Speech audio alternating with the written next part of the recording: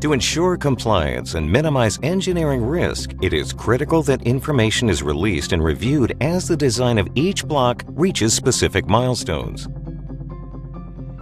The shipyard needs to manage the release of the relevant engineering information, review the data according to internal processes, and approve or reject the resulting configuration. If the configuration is rejected, the shipyard needs to effectively send it back to the engineering team for changes.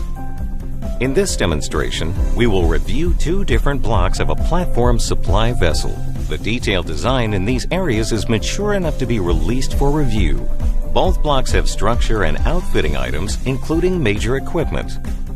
We quickly see different blocks of the vessel at varying levels of design maturity. The new configuration for each block is captured automatically as it progresses through each design phase. We will browse the design based on predefined shipbuilding specific objects like classes, hulls, blocks, parts, plate nests, etc., as well as various change management objects. We will first review Block 322. This block houses two drill cutting feeders with their associated piping systems and surrounding structure. From the sea trials on the previous vessel in the class, we see that the drill cutting feeders should be moved inboard to improve vessel performance. This will require redesign of associated piping systems and adjoining structure. As this configuration is already waiting for approval, we will reject the configuration and send it back to the design and engineering team. In the workflow we have configured for our shipyard, the rejected model will return to a previous state and then wait for the changes to be made. We will now look at Block 352. Our job is to perform the review and decide whether we should approve the baseline detailed design so that production planning and design can begin. In addition to the larger 3D model, we review the block based on the 3D model drawings used to create the design or based on the BOM structure derived from the build structure of the vessel. We now go back to the block and review the equipment. We want to verify that the block has all the required box coolers in place as specified in the functional design. To find them, we cut away portions of the model that are obscuring our view. Now that we can see clearly, we identify one of the box coolers. By drilling down into this part, we see information for the instance.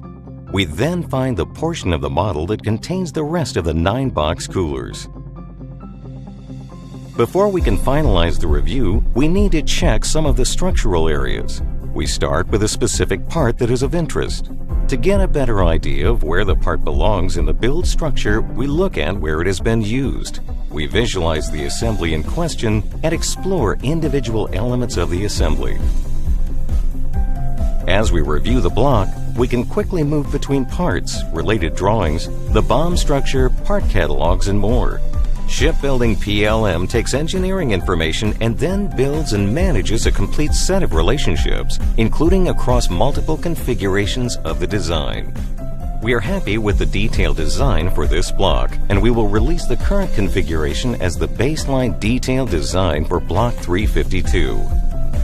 As we have seen, we have the ability to manage and release the design for a block as one consistent configuration controlled data set when it reaches a particular level of design maturity.